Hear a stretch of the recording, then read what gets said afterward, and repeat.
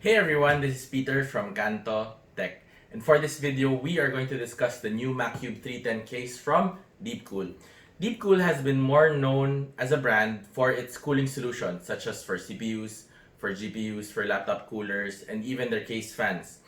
So, recently, they have been growing more into their gaming market. And it's quite refreshing to see a lot of the high-end features that you normally would see in higher-end cases in a budget case such as this one. And this case actually won an IF Design Award for 2020 for its features, for its design, for its build quality, and everything else. So, for this video, we are going to discuss everything else about this case, and we're going to recommend to you if it's actually worth it to buy it at its price. And we're also going to build an actual PC from this case, or at least, insert a motherboard and a CPU and maybe a GPU also in it, so we know if it actually fits. For now, we'll go through all of the features of this case. The Macube 310 by Deepcool is an ATX case that can fit ITX, Micro ATX, and ATX motherboards. It is made with ABS plus SPCC and tempered glass panels on its sides. It has a dimension of 424mm length by 215mm width by 494mm height. It is fairly heavy at 8.32 kilograms. It has two drive bays for 3.5-inch hard disk drives with another two drive bays on the side for 2.5-inch drives. A great thing about the Macube 310 is its magnetic side panels, both on the tempered glass side and on the other side. So, when you do install new components or want to just clean the case, it's very easy to do so. On top, there is a square power button, a reset button, a microphone jack, and an audio jack. There are also two USB 3.0 ports. Included in the package are some cable ties, the child safety locks, and of course the screws. At the back, we have a pre-installed 120mm DC brushless fan, 7 expansion slots, and of course the space for the standard ATX PS2 PSU.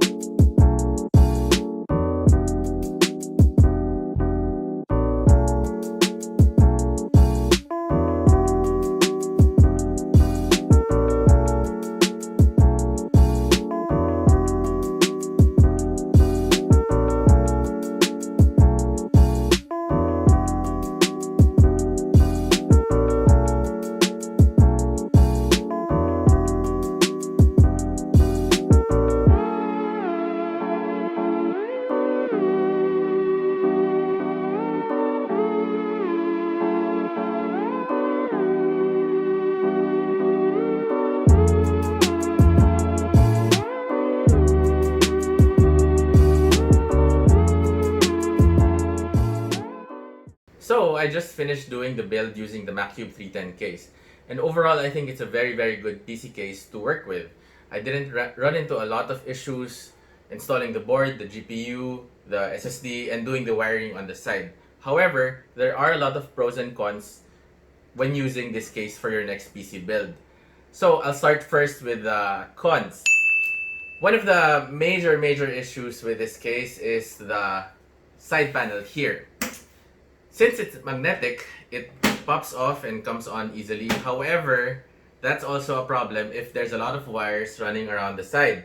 So if you don't have a very good cable management for the build, you're going to run into some problems with that.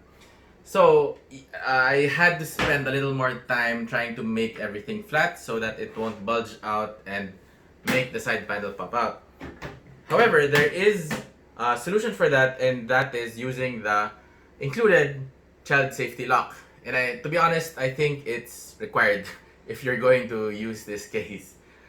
Another issue is the tight space beside the PSU. So again, I think I already highlighted this earlier in the video, but if you're going to, I highly suggest using a modular PSU for this one, because if there's a lot of wires already being used in this side, you're going to have a pretty difficult time. Aside from that, the hard drive bay is non-removable. So again, since the clearance between the PSU and the hard drive bay is very short, you are going to run into a lot of problems if you have a lot of wires. So to be honest, if you look at the side, there's not really a lot of space to run around the wires with. But then again, it is an entry-level case, so you don't really expect a lot of things. With all of the cable management tools that are already included here, it's already quite a good value for money. So another problem that I ran into is that it's quite difficult to carry because there's no holders on the top or on the side, so you really just have to carry it like this. Because if you try to carry it with this, the top panel is likely to come off. So that's what I tried to do, and I almost ended up dropping the entire case. So that might be a problem for some. Another issue is that is about airflow. So the case comes with just one rear 120mm fan. And to be honest, I don't think it's really quite powerful. I haven't tested it yet. But the vents on the top and on the side here, the vents on the top and on the side here are not really that good. So it's just 13mm.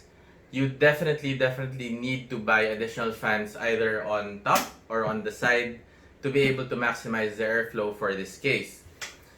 Another last thing that I noticed, but it's not really a big issue, is that there's no USB Type-C port on the front panel, and it's a bummer because a lot of devices now are using USB Type-C. So it just comes with standard USB 3.1 ports. So there's, I think, two USB 3.1 ports here, which is not really a big issue, but you know, a USB Type-C port would have been nicer. Number one, things are very easy to install, and I think if you're looking for a case that's easy to clean, definitely, since the side and the top panels are easily removable, these vents are very easy to clean, so it's not really much of an issue. There's no things that you need to screw to be able to open all of the sides of the case. Another is that for its price, the build quality and the materials that were used for it were very sturdy enough. It didn't feel like Deepcool was cheapening out. So another cool thing about this case is the GPU bracket.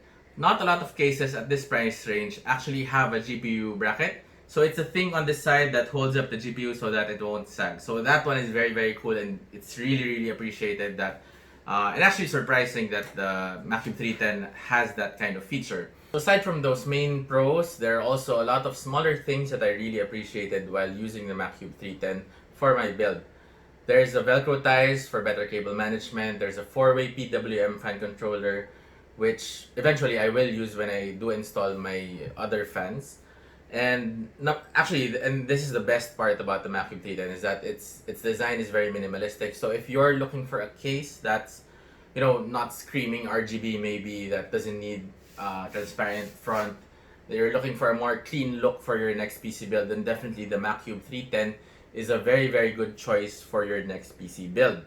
The SRP is around USD 62, or around in the Philippines it's around 3,500 pesos depending on where you would buy, of course. So make sure you are able to get the best price in your favorite retailers. So there you have it. This is Peter from Kanto Tech, and I hope you liked our build and review of the Macube 310. And if you're looking for a case with a clean minimalistic look for your next PC build, then definitely this Macube 310 is a good choice for you. So hope you liked it, and bye-bye.